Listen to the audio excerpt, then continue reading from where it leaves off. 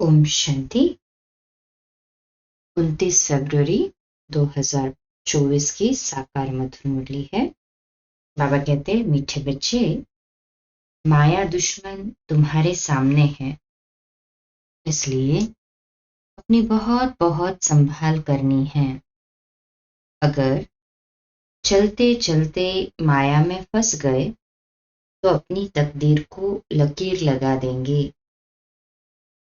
प्रश्न: तुम राजयोगी बच्चों का मुख्य कर्तव्य क्या है?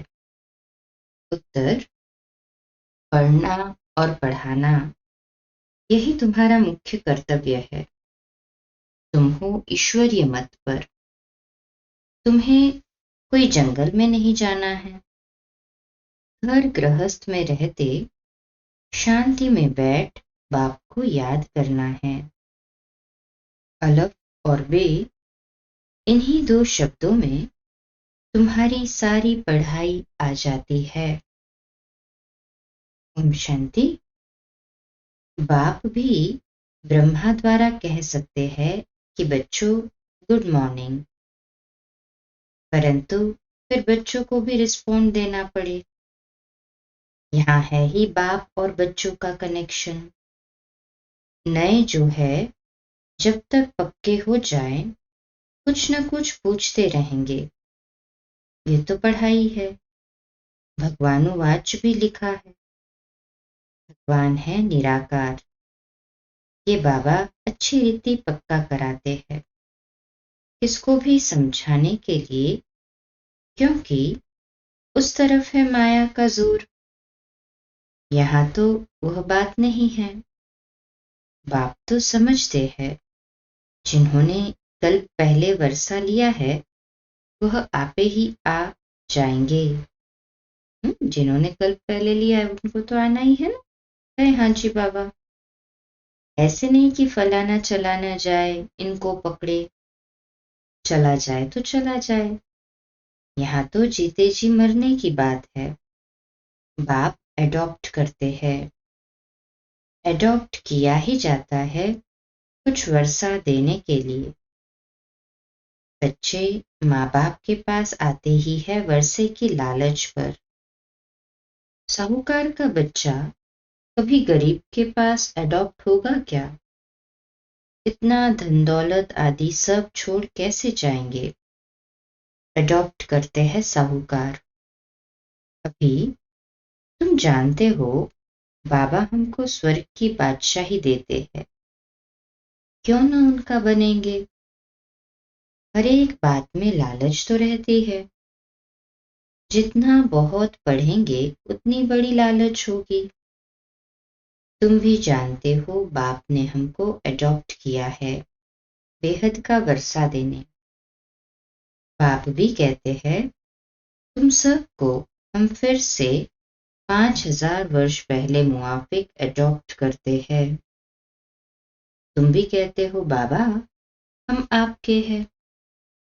5000 वर्ष पहले भी आपके बने थे। तुम प्रैक्टिकल में कितने ब्रह्मा कुमार कुमारियां हो। प्रजापिता भी तो नामी ग्रामी हैं। जब तक शूद्र से ब्राह्मण न बने तो देवता बन न सके। तुम बच्चों की बुद्धि में अब ये चक्र फिरता रहता है। हम शूद्र थे, अभी ब्राह्मण बने हैं, फिर देवता बनना है। सतयुग में हम राज्य करेंगे, तो इस पुरानी दुनिया का विनाश जरूर होना है। पूरा निश्चय नहीं बैठता है तो फिर चले जाते हैं। कई कच्चे हैं जो गिर जाते हैं। ये भी ड्रामा में नोंद है। माया दुश्मन सामने खड़ी है तो वह अपनी तरफ खींच लेती है। बाप घड़ी घड़ी पक्का कराते हैं, माया में फंस नहीं पड़ना, नहीं तो अपनी तकदीर को लकीर लगा देंगे। बाप ही पूछ सकते हैं कि आगे कब मिले हो, और कोई को पूछने का अकल आएगा ही नहीं।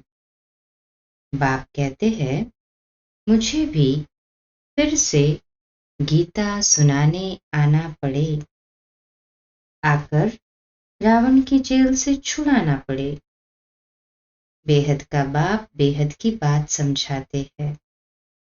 अभी रावण का राज्य है, पतित राज्य है, जो आधा कल्प से शुरू हुआ है। रावण को 10 शीश दिखाते हैं, विष्णु को 4 भुजा दिखाते हैं। ऐसे कोई मनुष्य होता नहीं, ये तो प्रवृत्ति मार्ग दिखाया जाता है। यह है एम ऑब्जेक्ट, विष्णु द्वारा पालना। विष्णुपुरी को कृष्णपुरी भी कहते हैं।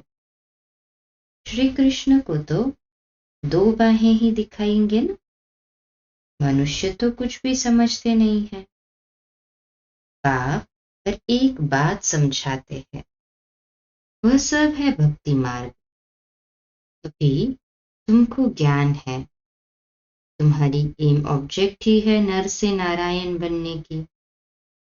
ये गीता पाठशाला है ही जीवन मुक्ति प्राप्त करने के लिए।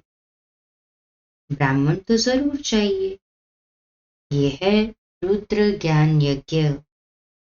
शिव को रुद्र भी कहते हैं। अब बाप पूछते हैं, ज्ञान यज्ञ श्री कृष्ण का है या शिव का है? शिव को परमात्मा ही कहते हैं, शंकर को देवता कहते हैं। उन्होंने फिर शिव और शंकर को इकट्ठा कर दिया है। अब बाप कहते हैं, हमने इनमें प्रवेश किया है। तुम बच्चे कहते हो बाप दादा, वह कहते हैं शिव शंकर। ज्ञान सागर तो है ही एक।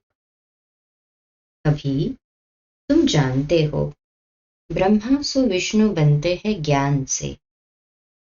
चित्र भी बरोबर बनाते हैं। विष्णु की नाभि से ब्रह्मा निकला, इसका अर्थ भी कोई समझ नहीं सकते। ब्रह्मा को शास्त्र हाथ में दिए है। अभी शास्त्रों का सार बाप बैठ सुनाते हैं या ब्रह्मा? ये भी मास्टर ज्ञान सागर बनते हैं। बाकी चित्र इतने ढेर बनाए हैं, वह कोई यथार्थ है नहीं। वह है सब भक्ति मार्ग के। मनुष्य कोई 8-10 भुजा वाले होते नहीं। ये तो सिर्फ प्रवृत्ति मार्ग दिखाया है। रावण का भी अर्थ बताया है। आधा कल्प है रावण राज्य रात, आधा कल्प है राम राज्य दिन। बाप एक बात समझाते हैं, तुम सब एक बाप के बच्चे हो। बाप ब्रह्मा द्वारा विष्णुपुरी की स्थापना करते हैं और तुमको राजयोग सिखाते हैं। जरूर संगम पर ही राजयोग सिखाएंगे। द्वापर में गीता सुनाई, ये तो रॉन्ग हो जाता है ना। वो तो अभी सुनाते हैं संगम पर। बाप सच बतलाते हैं। बहुतों को ब्रह्मा का श्री कृष्ण का साक्षात्कार होता है। ब्रह्मा का सफेद पोष ही देखते हैं। शिव बाबा तो है बिंदी, बिंदी का साक्षात्कार हो तो कुछ समझ न सके। तुम कहते हो हम आत्मा हैं। अब आत्मा को किसने देखा है? कोई ने नहीं। वह तो बिंदी है। समझ सकते हैं ना। जो जिस भावना से जिसकी पूजा करते हैं, उनको वही साक्षात्कार होगा। दूसरा अगर रूप देखे तो मूंझ पड़े। हनुमान की पूजा करेगा तो उनको वही दिखाई पड़ेगा। गणेश के पुजारी को वही दिखाई पड़ेगा। बाप कहते हैं, हमने तुमको इतना धनवान बनाया। हीरे जवाहरातों के महल थे, तुमको अनगिनत धन था। तुमने अभी वह सब कहाँ गवाया? अभी तुम कंगाल बन गए हो, भीख मांग रहे हो। बाप तो कह सकते हैं, अभी तुम बच्चे समझते हो बाप आए हैं, हम फिर से विश्व के मालिक बनते हैं। ये ड्रामा अनादि बना हुआ है। हर एक ड्रामा में अपना पार्ट बजा रहे हैं। कोई एक शरीर छोड़ जाकर दूसरा लेते हैं, इसमें रोने की क्या बात है? सतयुग में कभी रोते नहीं। अभी तुम मोहजीत बन रहे हो। मोहजीत राजाएं ये लक्ष्मी नारायण आदि है। वहां अर्थात सतयुग में मोह होता नहीं। बाप अनेक प्रकार की बातें समझाते रहते हैं। बाप है निराकार। मनुष्य तो उसे नाम रूप से न्यारा कह देते हैं, लेकिन नाम रूप से न्यारी कोई चीज थोड़ी होती है। हे भगवान, ओ गॉड फादर कहते हैं ना, तो नाम रूप है ना। लिंग को शिव, परमात्मा, शिव बाबा भी कहते हैं। बाबा तो है ना बरोबर। बाबा के जरूर बच्चे भी होंगे। निराकार को निराकार आत्मा ही बाबा कहती है। मंदिर में जाएंगे तो उनको कहेंगे शिव बाबा, फिर घर में आकर बाप को भी कहते हैं बाबा।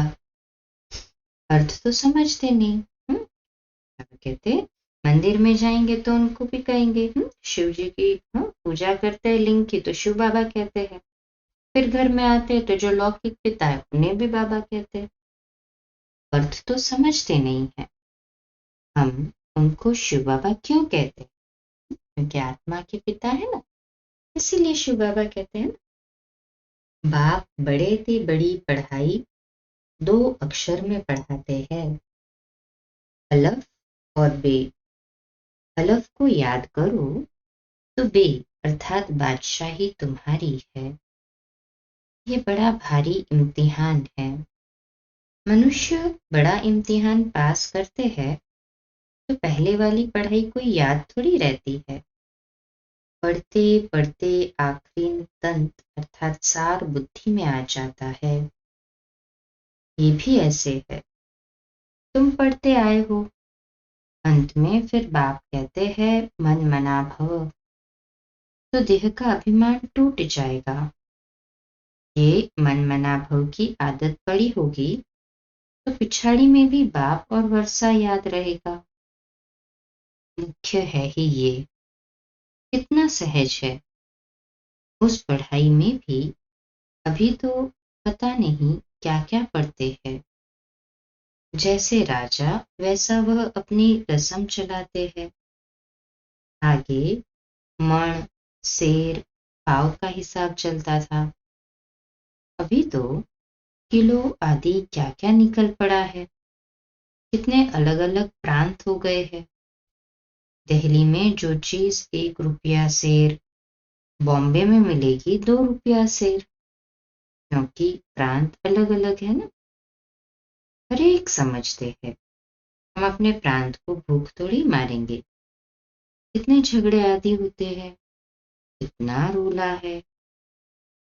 भारत कितना सॉल्वेंट था, फिर 84 का चक्र लगाते इनसॉल्वेंट बन पड़े हैं, कंगाल बन पड़े ना। अभी कहा जाता है हीरे जैसा जन्म अमूल्य, कौड़ी बदले खोया रे।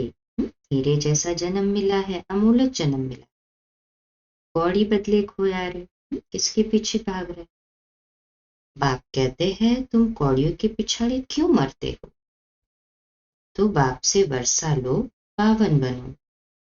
बुलाते भी हो हे पतित पावन आओ, पावन बनाओ, तो इससे सिद्ध है पावन थे, अब नहीं है, अभी है ही कलयुग। बाप कहते हैं मैं पावन दुनिया बनाऊंगा तो पतित दुनिया का जरूर विनाश होगा। इसलिए ही ये महाभारत लड़ाई है जो इस रुद्र ज्ञान यज्ञ से प्रज्वलित हुई। ड्रामा में तो ये विनाश होने का भी नोंद है। पहले पहले तो बाबा को साक्षात्कार हुआ, देखा इतनी बड़ी राजाई मिलती है तो बहुत खुशी होने लगी। फिर विनाश का साक्षात्कार भी कराया। मनमना भव, मध्याजी भव, ये गीता के अक्षर है। कोई कोई अक्षर गीता के ठीक है। बाप भी कहते हैं तुमको ये ज्ञान सुनाता हूँ। ये फिर प्रायलोक हो जाता है। कोई को भी पता नहीं है कि लक्ष्मी नारायण का राज्य था और कोई धर्म नहीं था। उस समय जनसंख्या कितनी थोड़ी होगी, अब कितनी है। तो ये चेंज होनी चाहिए। जरूर विनाश भी चाहिए। महाभारत लड़ाई भी है, जरूर भगवान भी होगा। शिव जयंती मनाई है तो शिव बाबा ने क्या आकर किया वह भी नहीं जानते हैं। अब बाप समझाते हैं। गीता से श्री कृष्ण की आत्मा को राजाई मिली। माता पिता कहेंगे गीता को, जिससे तुम फिर देवता बनते हो। इसलिए चित्र में भी दिखाया है। श्री कृष्ण ने गीता नहीं सुनाई। श्री कृष्ण गीता के ज्ञान से राजयोग सीख ये बना। कल फिर श्री कृष्ण होगा।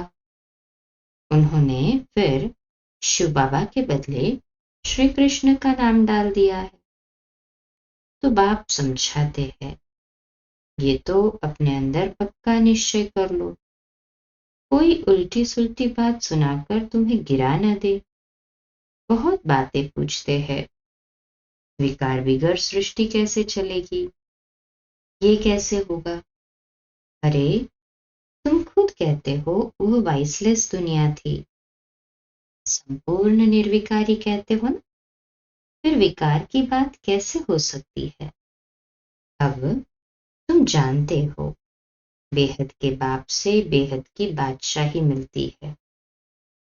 तो ऐसे बाप को क्यों नहीं याद करेंगे। ऐसे बाप को तो बिल्कुल दिल जिगर सिक और प्यार से याद करना चाहिए। हाँ जी बाबा, हम नहीं करेंगे तो और कौन करेगा। कल्प कल्प हमने ही तो किया है, करेंगे तो पाएंगे। यह है ही पतित दुनिया। कुंभ के मेले पर कितने लाख हो जाते हैं। अब कहते हैं वहां एक नदी गुप्त है। अब नदी गुप्त हो सकती है क्या। नदी कैसे गुप्त होगी। वो तो अभी का यादगार है कि शिव बाबा गुप्त वेश में है। साधारण बुजुर्ग ब्रह्मा के रथ में आते हैं और हमें ज्ञान देते हैं, और हम भी ये गुप्त पढ़ाई कर रहे हैं, अर्थात कोई शोर शराबा नहीं है। यहाँ भी गौमुख बनाया है। कहते हैं गंगा यहाँ आती है। अरे गंगा अपना रास्ता लेकर समुद्र में जाएगी कि यहाँ तुम्हारे पास पहाड़ पर आएगी। आबू पर गौमुख बनाया है ना, तो वह कहते वो पहाड़ पर कैसे आएगी। भक्ति मार्ग में कितने धक्के हैं। ज्ञान भक्ति, फिर है वैराग्य। एक है हद का वैराग्य, दूसरा है बेहद का। सन्यासी घर बार छोड़ जंगल में रहते हैं।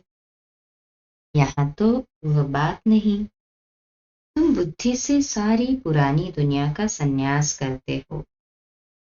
तुम राजयोगी बच्चों का मुख्य कर्तव्य है पढ़ना और पढ़ाना। अब राजयोग कोई जंगल में थोड़ी सिखाया जाता है। ये स्कूल है, ब्रांचेस निकलती जाती है। तुम बच्चे राजयोग सीख रहे हो। शिव बाबा से पढ़े हुए ब्राह्मण ब्राह्मणियां सिखाते हैं। एक शिव बाबा थोड़ी सबको बैठ सिखाएगा। तो ये हुई पांडव गवर्नमेंट। तुम हो ईश्वरीय मत पर। यहाँ तुम कितना शांति में बैठे हो। बाहर तो अनेक हंगामे हैं। बाप कहते हैं 5 विकारों का दान दो तो ग्रहण छूट जाएगा। मेरे बनो तो मैं तुम्हारी सब कामनाएं पूरी कर दूंगा। तुम बच्चे जानते हो अभी हम सुखधाम में जाते हैं, दुखधाम को आग लगनी है। बच्चों ने विनाश का साक्षात्कार भी किया है। अब टाइम बहुत थोड़ा है। इसलिए याद की यात्रा में लग जाएंगे तो विकर्म विनाश होंगे और ऊंच पद पाएंगे। अच्छा, मीठे मीठे सिकिलदे बच्चों प्रति माता पिता बाप दादा का याद प्यार और गुड मॉर्निंग। रूहानी बाप के रूहानी बच्चों को नमस्ते। हम रूहानी बच्चों के रूहानी माता पिता बाप दादा को याद प्यार, गुड मॉर्निंग और नमस्ते। वाह बाबा वाह, शुक्रिया बाबा, शुक्रिया। धारणा के लिए मुख्य सार है। पहली पॉइंट, बाप के वर्षे का पूरा अधिकार लेने के लिए जीते जी मरना है, एडॉप्ट हो जाना है। कभी भी अपनी ऊंची तकदीर को लकीर नहीं लगानी है।